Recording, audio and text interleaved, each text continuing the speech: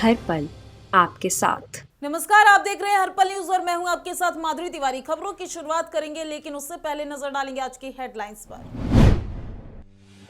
जौनपुर से अखिलेश यादव का यूपी सरकार पर हमला, कहा गंगा गंदी है इसलिए सीएम योगी ने डुबकी नहीं लगाई। 12 सांसदों के निलंबन पर विपक्ष ने निकाला मार्च, राहुल गांधी ने पीएम मोदी पर बोला हमला, कहा पीएम सदन में नहीं आते, संसद को चलाने का ये तरीका नहीं। श्रीनगर आतंकी हमले पर आईजीपी विजय कुमार का बयान, कहा आतंकियों ने योजनाबद्ध तरीके से किया हमला, सुरक्षा कर्मियों को बुलेट प्रूफ वाहन उपलब्ध कराए जाएंगे। फिर से महंगाई की मार, 24 घंटे में डबल हुई महंगाई, 5 महीने में सबसे ज्यादा बढ़े खाने पीने की चीजों के दाम। जौनपुर में सपा ने अपना विजय रथ निकाला, सपा अध्यक्ष अखिलेश यादव ने जौनपुर में ही रहे मौजूद। इस दौरान अखिलेश यादव ने गंगा नदी का जिक्र करते हुए यूपी सरकार पर जमकर हमला बोला है। गंगा नदी के गंदा होने का दावा करते हुए यूपी के सीएम योगी आदित्यनाथ पर तंज कसते हुए कहा, सीएम योगी ने गंगा नदी में डुबकी इसलिए नहीं लगाई क्योंकि वह जानते हैं कि गंगा नदी गंदी है। अखिलेश ने कहा कि बीजेपी ने गंगा की सफाई पर करोड़ों खर्च कर दिए, लेकिन सीएम योगी को पता है कि गंगा में गंदगी है, इसलिए उन्होंने उसमें डुबकी नहीं लगाई। आप लोगों का समर्थन और आपका भी समर्थन है, क्योंकि सच दिखाओगे तो आपके खिलाफ भी कार्रवाई हो जाएगी। इसलिए आपका समर्थन जोड़ करके और इन सबका समर्थन जोड़ करके सबका साथ लेकर के सबके सहयोग को, सबको सहयोग और सबकी भागीदारी को देते हुए हो सकता है उत्तर प्रदेश की जनता को समझाने में हम लोग कामयाब हो जाएंगे, तो 400 सीटें भी इनको हरा देगी भारतीय जनता पार्टी। श्रीनगर पंथा चौक पर हुए आतंकी हमले के बाद आईजीपी ने कहा कि कश्मीर में एक स्थान से दूसरे स्थान पर जाने के लिए सुरक्षा कर्मियों को बुलेट प्रूफ वाहन उपलब्ध कराए जाएंगे। आतंकवादियों ने योजनाबद्ध तरीके से इस मामले को अंजाम दिया। आतंकी जानते थे कि रोजाना बस में बैठ के सुरक्षा कर्मी इसी रास्ते से गुजरते हैं। दरअसल ये बयान आईजीपी ने हमले में शहीद हुए कांस्टेबल रमीज अहमद बाबा को श्रद्धांजलि देने के बाद पत्रकारों से बात करते हुए दी। आईजीपी विजय कुमार ने बताया कि हमलावरों ने पहले से इलाके की रैकी करी हुई थी और आतंकियों ने इस हमले को अंजाम उस वक्त दिया जब सुरक्षा बलों को रोड ओपनिंग दलों को हटा लिया गया था। उनका मकसद पहले पुलिसकर्मियों को मारना, फिर उनके हथियार लूट कर ले जाना था, लेकिन ऐसा मुमकिन नहीं हो सका क्योंकि घायल होने के बावजूद जवानों ने आतंकवादियों का डटकर मुकाबला किया और उनके मकसद को नाकाम बना दिया। जवाबी फायरिंग में एक आतंकी घायल भी हुआ। कल शाम में 6 बजे कि हमारे आर्मड पुलिस का एक बस जा रहा था जिसमें 25 जवान बैठे हुए थे। जब कैंप के नजदीक पहुंचा तो कैंप से 300 मीटर पहले अंधेरा हो चुका था। 3 टेररिस्ट जैश मोहम्मद का, जिसमें 2 फॉरेनर था, एक लोकल टेररिस्ट था, अंधाधुंध फायरिंग किया जिसमें हमारे 14 जवान जख्मी हो गए। उसको हम लोग हॉस्पिटल ले गए और 2 हॉस्पिटल में मार्टीरियम को प्राप्त किए, एक आज अर्ली मॉर्निंग मार्टीरियम को प्राप्त किए। इस सब टोटल 3 शहीद हो गए, बाकी आउट ऑफ डेंजर है। ये जैश मोहम्मद ने खुद भी क्लेम किया जैश मोहम्मद का टेररिस्ट इन्वॉल्व है। हमारे जवानों ने काफ़ी फायरिंग किया था जिसमें एक आतंकवादी जख्मी हुआ है, उसका ब्लड स्पॉट काफ़ी दूर तक देखा गया है। ये क्रू से पाम्पोर और त्राल तरफ भागने में कामयाब हो गया। उसको हम लोग ट्रैक कर रहे हैं, बहुत जल्दी इस ग्रुप को हम लोग न्यूट्रलाइज कर लेंगे। संसद में शीतकालीन सत्र में 12 सांसदों के निलंबन का मुद्दा लगातार गरमा रहा है। विपक्षी दलों ने सांसदों के निलंबन के विरोध में मार्च निकालने कांग्रेस नेता राहुल गांधी सहित विपक्षी सांसदों ने संसद परिसर में गांधी प्रतिमा के पास 12 राज्यसभा सांसदों के निलंबन के विरोध में प्रदर्शन किया।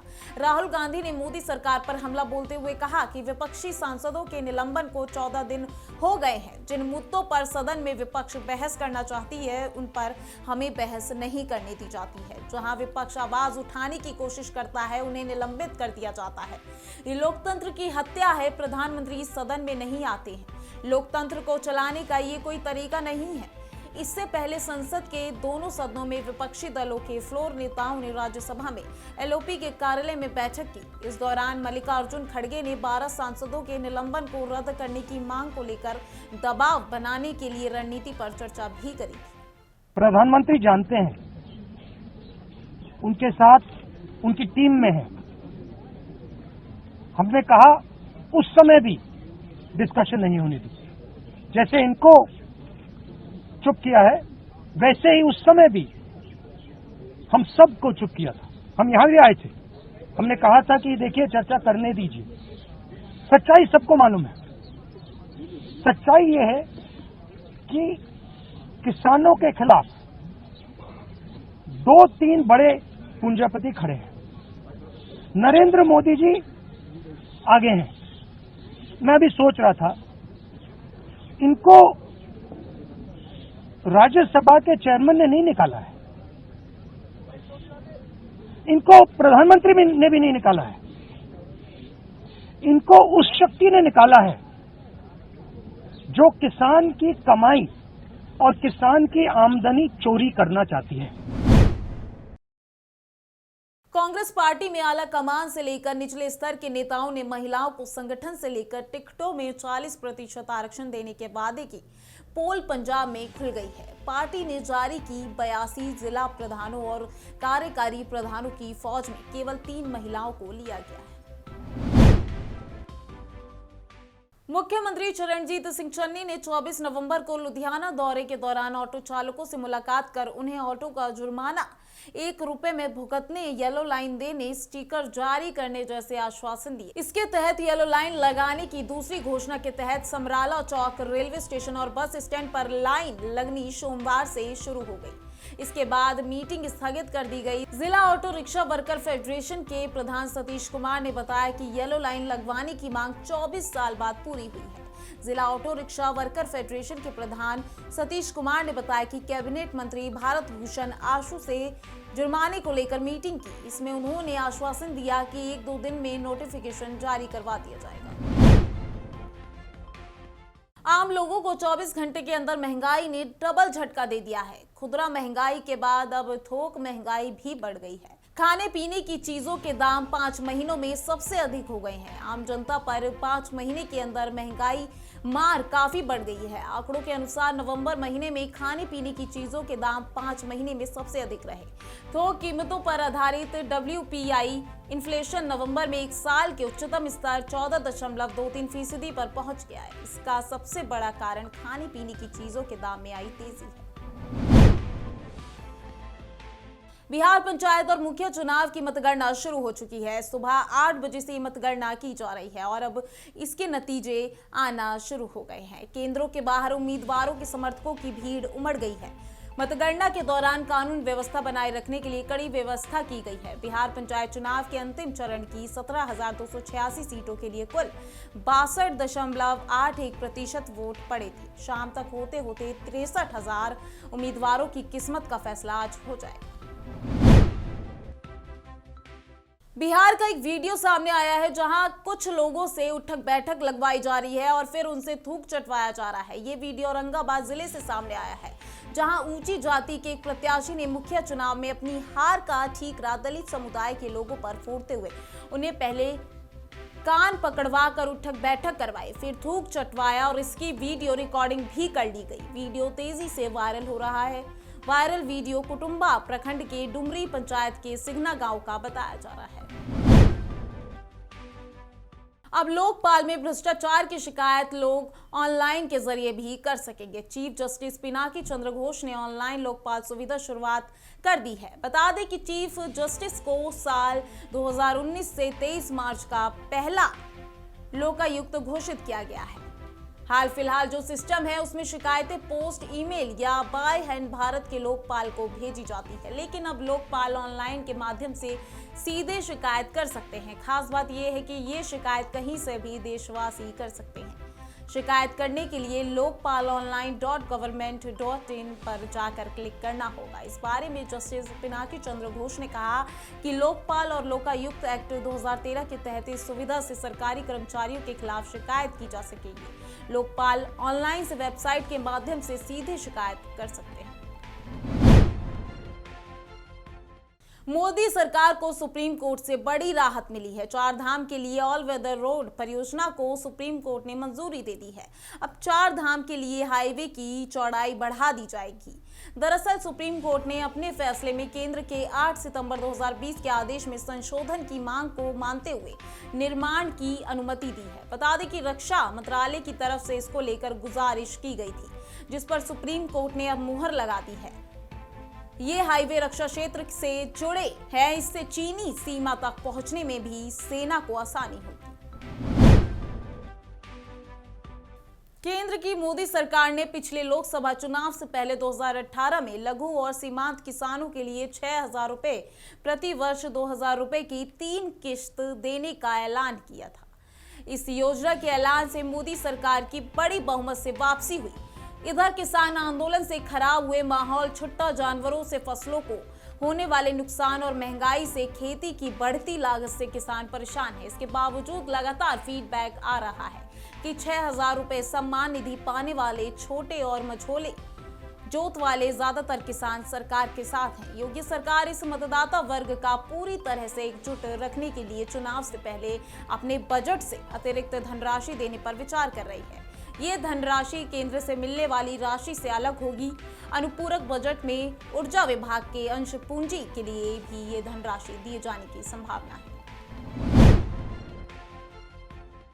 सीएम भूपेंद्र पटेल ने गांधीनगर में 10वें कृषि एशिया प्रदर्शनी का उद्घाटन किया। इस अवसर पर उन्होंने कहा कि परंपरागत खेती का अनुभव, ज्ञान और आधुनिक वैज्ञानिक अभिगम के समन्वय से कृषि फसल में वैविध्य और उत्पादन में वृद्धि की सफलता कृषिकारों को मिलेगी।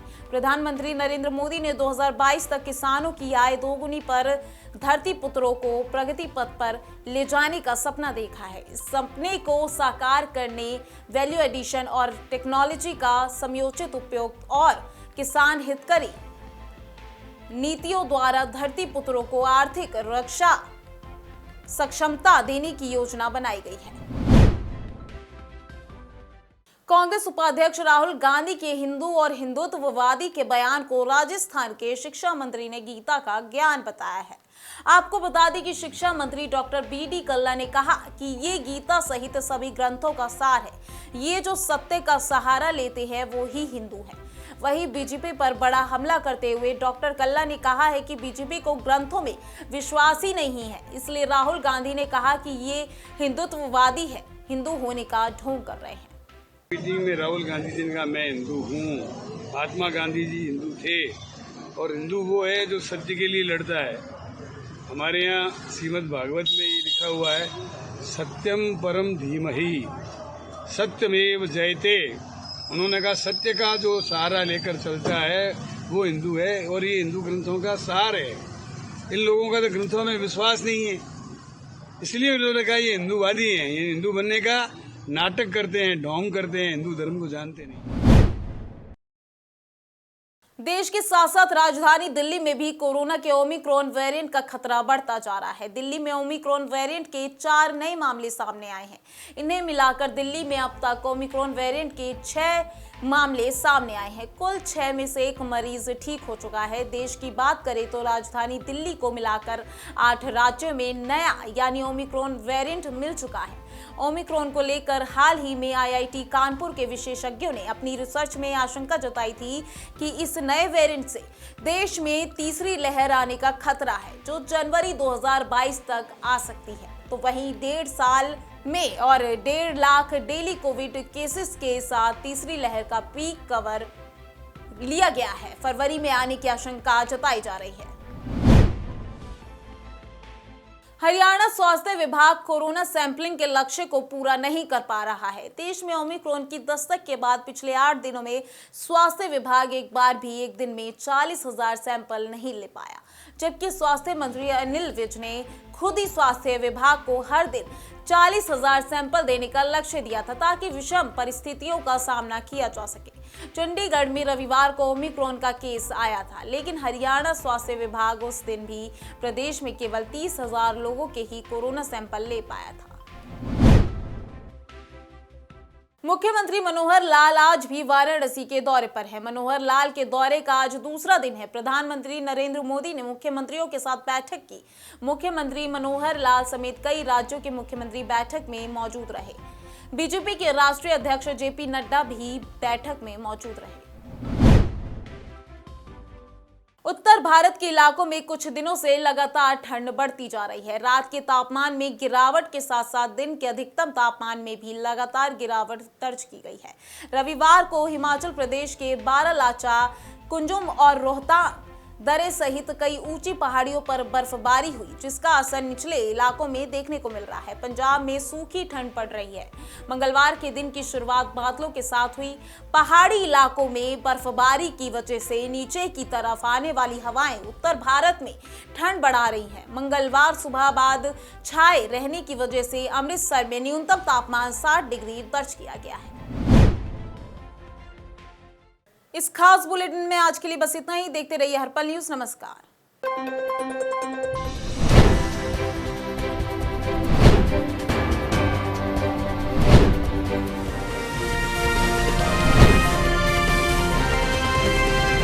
हर पल आपके साथ।